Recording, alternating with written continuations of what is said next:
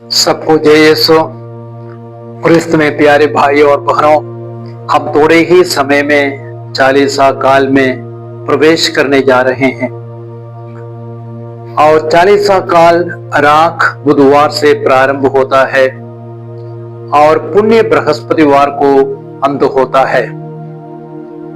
चालीसा काल के 40 दिन त्याग, तपस्या, प्रार्थना, उपवास एवं भिक्षादान करने का समय है और ईस्टर के लिए तैयारी करने का खूबसूरत समय है।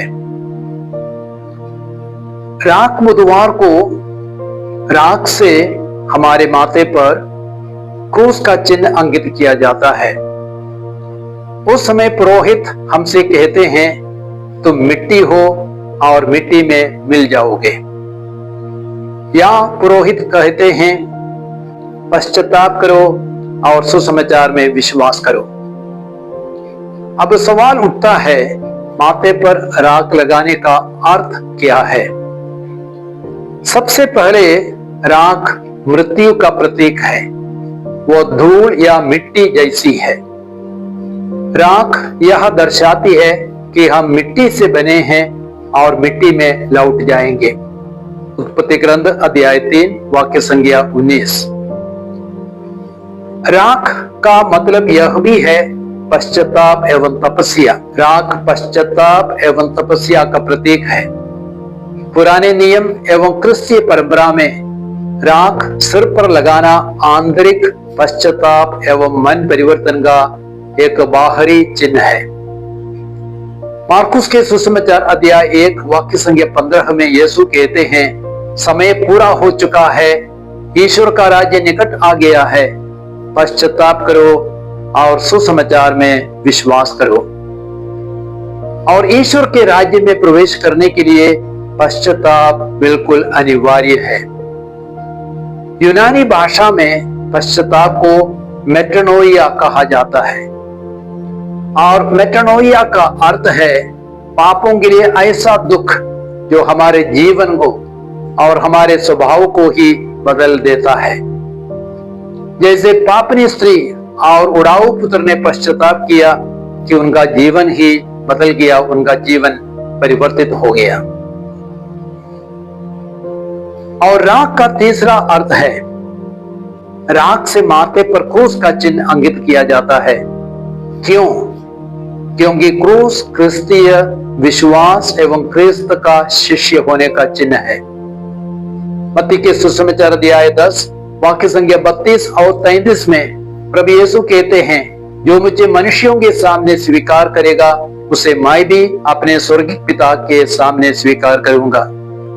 जो मुझे मनुष्यों के सामने अस्वीकार करेगा उसे मैं भी अपने स्वर्गीय पिता के सामने अस्वीकार करूंगा। तो क्रूस का चिन्ह लगाने का मतलब है हम क्रिस्त के शिष्य हैं, हमें क्रिस्त को अपने ईश्वर के रूप में स्वीकार करना है। और मत्ती के सुसमाचार अध्याय 6 वाक्य संख्या 1 से 18 तक में हम चालीसा के 3 मुख्य धार्मिक एवं पुण्य कार्यों के बारे में पढ़ते हैं, अर्थात भिक्षादान, प्रार्थना एवं उपवास। भिक्षादान गरीबों के प्रति हमारे हृदय को खोल सकता है, लेकिन भिक्षादान सही मन से करना है, लोगों का ध्यान आकर्षित करने के लिए नहीं, नाम कमाने के लिए नहीं।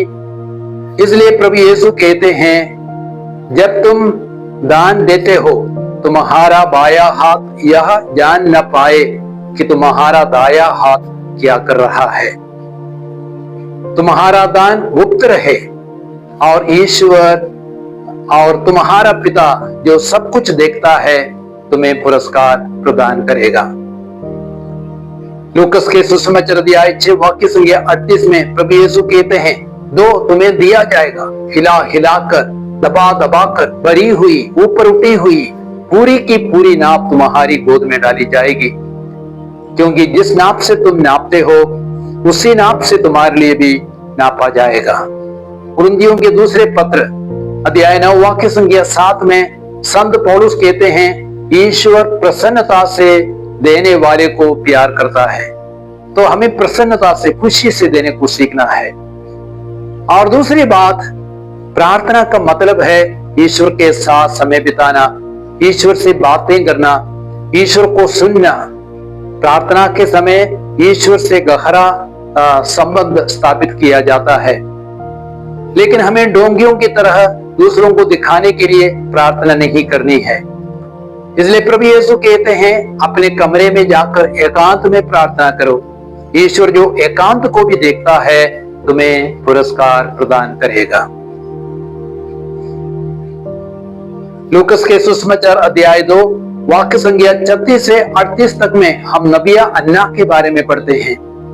और वह विधवा हो चुकी थी, शादी के बाद सिर्फ 7 वर्षों तक पति के साथ रह चुकी थी। अब वो 84 वर्ष की हो गई थी और वह दिन रात मंदिर में रहती थी, उपवास एवं प्रार्थना में समय बिताती थी। और जब हम प्रभु की संगति में रहेंगे, प्रार्थना में समय बिताएंगे, आहिस्ते आहिस्ते हम प्रभु जैसे बनेंगे, प्रभु के स्वभाव को धारण करेंगे।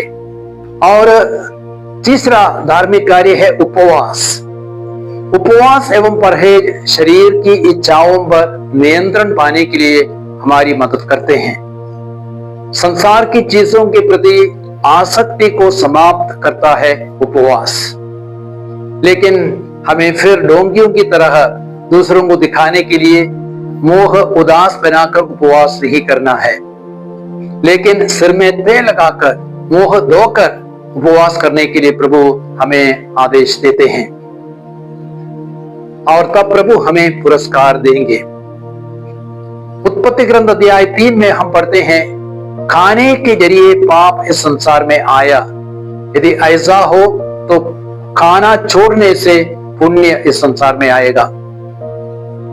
निर्गमन ग्रंथ अध्याय 34 वाक्य संख्या 28 से 35 तक में हम मूसा के बारे में पढ़ते हैं। मूसा सिनाई पर्वत पर गए और 40 दिनों तक उसने उपवास रखा, कुछ नहीं खाया, कुछ नहीं पिया। और जब उपवास के बाद, प्रार्थना के बाद वो पहाड़ से नीचे उतर रहा था, उसका चेहरा देदीप्यमान हो गया था और वह बिल्कुल प्रभु जैसे बन गया था। तो जब हम उपवास प्रार्थना करते हैं, आहिस्ते आहिस्ते हमारा रूप रंग बदल जाता है, हम प्रभु जैसे बनते हैं। तोबित के ग्रंथ अध्याय 12 वाक्य संख्या 8 और 9 में वचन कहता है कि प्रार्थना, उपवास, भिक्षादान एवं धार्मिकता उत्तम है। लेकिन मुझे लगता है भिक्षादान सबसे श्रेष्ठ है। भिक्षादान स्वर्ण संचय से बढ़कर है। वो मृत्यु से बचाता है, पाप हरता है और पूर्ण जीवन प्रदान करता है। और 40 काल अपने को परिवर्तित करने का समय है। 40 को हम अंग्रेजी में लेंट कहते हैं, जिसका एक पुराना अर्थ है स्प्रिंग, अर्थात वसंत ऋतु। वसंत ऋतु में हम देखते हैं प्रकृति में एक परिवर्तन होता है।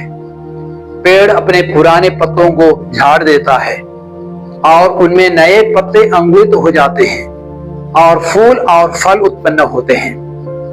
तो हमें प्रकृति से सीखना है। 40 काल में ही प्रकृति में परिवर्तन आता है, वैसे ही हमारे जीवन में एक परिवर्तन होना है।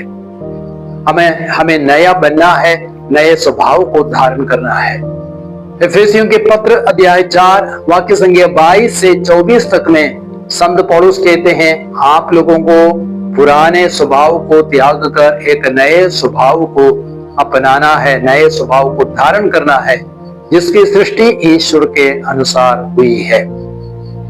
मैं यही कहूंगा, आइए हम अपने पापों के लिए पश्चाताप करें, धार्मिक कार्यों को सही मनोभाव से करें और पास का पर्व के लिए अपने को तैयार करें। सबको जय यीशु।